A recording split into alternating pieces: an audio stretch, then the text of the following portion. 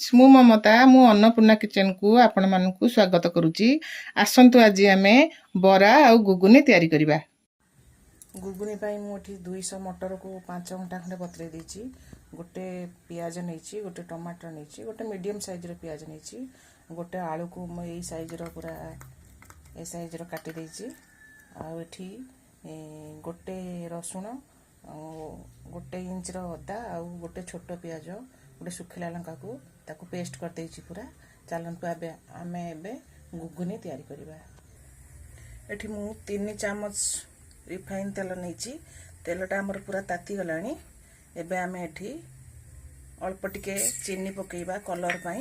तो हमर चीनी पूरा मेल्ट हो गलानी। एबे आमे एथिरे फुटण पकेइबा। फुटणटा टिके भल भाबरे फुटी साला परे काटी की रखिथिबा पियाज को पकेइबा।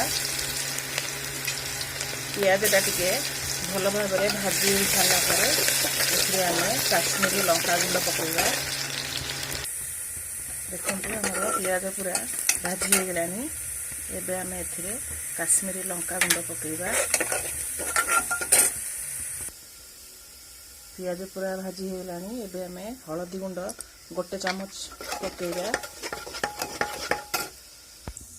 हमारा पियाज भाजी हो गलानी। एबे आमे बाटी के रखिथिबा अदा रसुण पियाज और सुखिला लंका जो पेस्टटा ताको पकेइबा। भल भाबरे ताको मसलाटा को भाजी दबा। सेमिति मसला रू तेल पूरा छाड़ी जीवो। आम मसला रे एबे लूण पकेइबा। लूण पकेइ देले शीघ्र मसला भाजी जीवो। गोटे चामच लूण पकेइबा।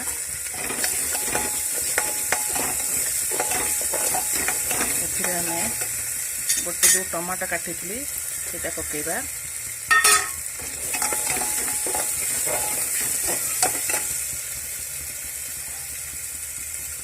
तेजपत्र पकेइबा।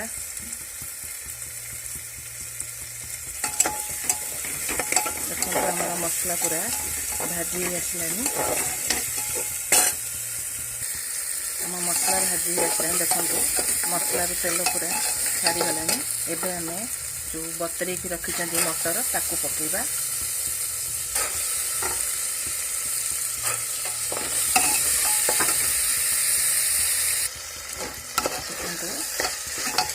मटर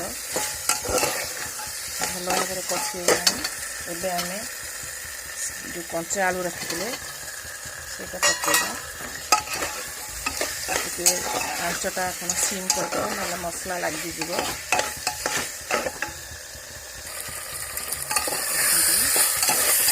मसला भल कषि एबे हमें गोटे चामच मीट मसला पकेइबा। पानी हमारा पूरा सुखी गलानी। अल्प टिके आमे पानी देकरी कषिबा। से जो मसला पानी मु रखिली से मसला पानी दे देची टिके कषिगला परे फिर भल भाव पानी दबा।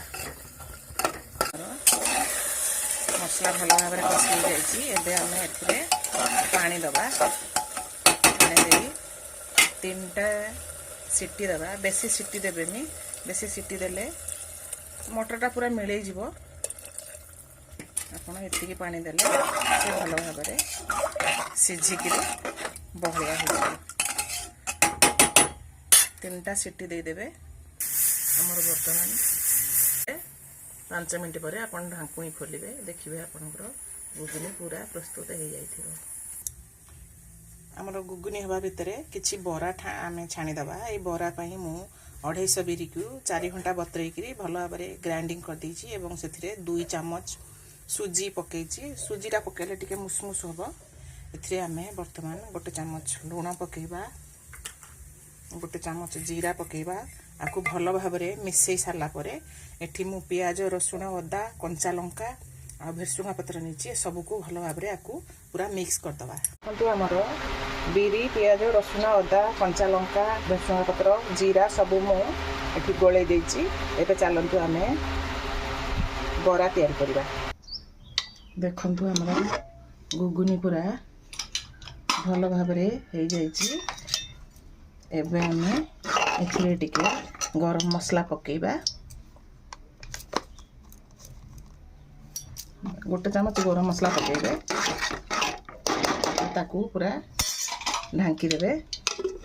एबे हमर एठी तेल पूरा गरम हेलानी एबे आमे एथिरे बरा छाणीबा। हमर तेल पूरा तातिलानी एबे आमे बरा छाणीबा।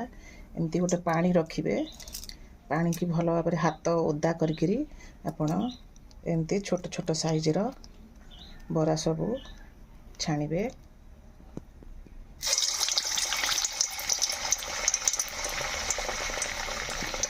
बराटा पकई सारा परे आपण जालटा हाई रखिबेनी नहले ऊपरटा पूरा पोड़ी जिवो भितरटा पूरा कंचा रहिबो।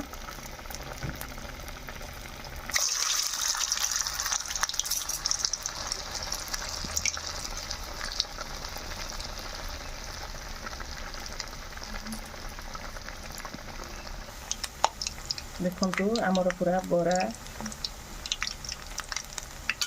टाइप रो होउची।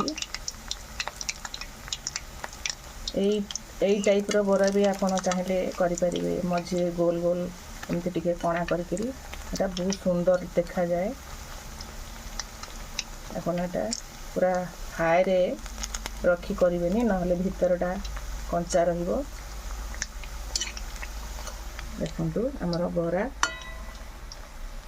पूरा हे आसलानी टिके भलो भाबरे लाल लाल पड़ी गले आपण आपको काढी देबे गुगुनी सहित। एटा बहुत भलो लागे बरा गुगुनी हमर बहुत भलो आइटम। आपण आपको करिके देखंतु।